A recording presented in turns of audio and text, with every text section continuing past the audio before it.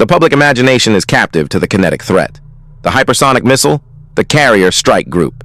This is a deliberate and fundamental misdirection. The launch-on warning posture of a legacy superpower is a known quantity, a calculated risk. The true strategic vector is not kinetic, it is silence. Analysts at RUSI and CSIS have mapped the mathematical certainty. The highest leverage, lowest cost attack against a nation suffering a solvency crisis, Source 1-3, is not to destroy its assets, but to disconnect them. The target is the digital nervous system. The protocol is systemic paralysis, delivered by severing the two vectors of modern existence, undersea data cables and orbital satellite constellations. This is the blueprint for asymmetric dominance. While NATO wargames conventional invasions, Source 2, adversaries are incentivized to deploy low-cost assets, such as cyber-enabled submersibles, Source 4, to induce a signal blackout. No GPS, no banking, no logistics, no communication. An attack that requires no declaration of war and offers plausible deniability. This protocol creates the terminal strategic condition, the blind Leviathan, a trillion-dollar military deaf and disconnected, an empire with no signal reduced to a high-cost liability, a giant flailing in the dark, whose only remaining response to total systemic failure is the ultimate escalation. The motive is not ideology, it is solvency. A nation-state, like a corporation, can become functionally insolvent when its liabilities exceed its assets and its credit evaporates. We are witnessing a systemic solvency crisis, marked by a flight to hard assets like gold and silver and stark warnings of economic instability from institutions like the IMF. This is the foundational weakness. In this state of fiscal decay, a conventional military transforms into a terminal liability. The kinetic cost of deploying and sustaining legacy platforms, carrier groups, armored divisions, is prohibitive. As Ukraine's former top commander confirms, modern warfare is a domain that legacy NATO structures are ill-equipped to operate in. The high-cost asset no longer guarantees victory, it only guarantees bankruptcy. This financial vulnerability is compounded by political risk. Analysts at RUSI have noted that for a power with declining institutional trust, a prolonged, unpopular war acts as a domestic accelerant, triggering political instability and market panic. The war itself becomes a greater threat to the regime's survival than the declared enemy. It is a zero-sum equation. This structural weakness forces a pivot. It is a mathematical certainty. When a state can no longer afford the financial or political price of conventional warfare, it must bypass it entirely.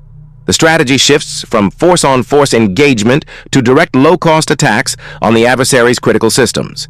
This is not a choice. It is a protocol dictated by an empty treasury. The central equation of modern conflict is an economic one.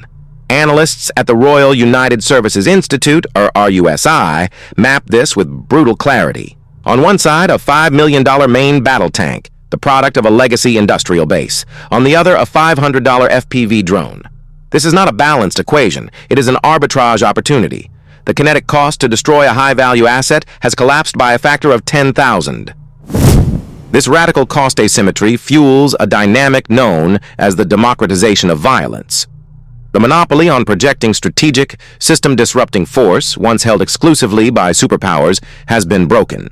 An adversary no longer needs a carrier strike group. They need a shipping container and an internet connection. As Ukraine's former commander-in-chief warned, this is a new state of warfare, far from what legacy NATO forces are postured to combat.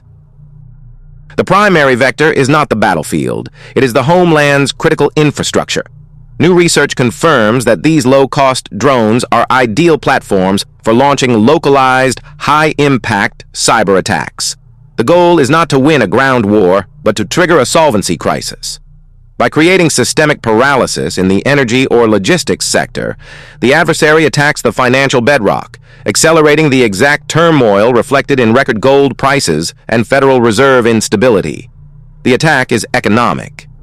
The coming attack vector is not hypothetical. It is being calibrated in real time. Adversaries have identified the West's primary structural weakness, a solvency crisis, Source 1-3, tethered to a high kinetic cost military. As Ukraine's former commander confirmed, NATO's operational doctrine is mismatched against modern warfare. Source 2. The mathematical response is asymmetric leverage. Instead of confronting a carrier group, the protocol is to bypass it entirely. CSIS analysts identify this staging phase in what are termed proxy laboratories, or gray zones. These are not the source of the conflict. They are sterile environments for testing attack blueprints. Regional instability, noted in areas from the southern hemisphere to North America, provides the perfect cover. It allows for the low-cost, low-attribution deployment of new tools against live systems. New research confirms the weapon of choice: cyber-enabled drones engineered to attack critical infrastructure directly. Source 4. The data gathered from a disabled power grid in a secondary nation-state is not for local dominance. It is calibration, refining the protocol before it is aimed at the primary target's homeland.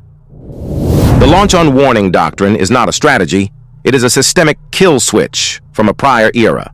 The protocol dictates that if early warning systems detect an incoming strategic strike, a full-scale kinetic response must be launched before impact. This is designed to guarantee retaliation even if command and control is decapitated. The decision window is not hours, it is minutes. The entire protocol is built on a single, now obsolete assumption: that the data from the radar is irrefutable. This is where the asymmetric vector enters the equation. New research confirms that adversaries can deploy low-cost, cyber-enabled drones to attack critical infrastructure. Source 4. They do not need to fire a missile. They can blind the early warning network at its source. For the commander in the bunker, the screen going black presents a terminal choice. Is it a network failure, or is it a data blackout to mask an inbound flight of hypersonic assets? This is the fog of digital war. The protocol demands a decision, but the data has been rendered useless. The legacy power is now trapped by its own obsolete framework. Facing a systemic solvency crisis, Source 1-3, and a high-cost military unsuited for modern conflict, Source 2, it cannot absorb a direct attack on its homeland infrastructure. As documented by RUSI, the adversary forces a choice based on protocol and fear. The commander must either launch based on the possibility of an attack, initiating global strategic exchange, or hesitate and risk total paralysis. The systemic risk is not random. It's a feature of decay, forcing the threatened use of the only leverage that remains. Adversaries are no longer focused on engaging the high kinetic cost of a legacy military, a liability proven obsolete by modern battlefields. Source 2. The protocol has shifted. The new vector is asymmetric leverage against the homeland's fragile economic architecture, a system already strained by an institutional solvency crisis. Source 1-3. The opening move is not an invasion. It is a calibration shot, a limited, deniable probe designed to measure systemic brittleness and political response time. It is a mathematical test of the escalation trap. The calibration. Forecast. Within the next 12 months, expect an attribution impossible event targeting a Tier 1 data co-location facility. The blueprint, detailed in research on drone-based cyber attacks, Source 4, requires no explosives. A small, commercially sourced drone swarm, modified for RF signal injection, will induce a cascading network failure. The result will be a multi-hour outage of critical digital infrastructure, publicly dismissed as a technical glitch. This is not a mistake.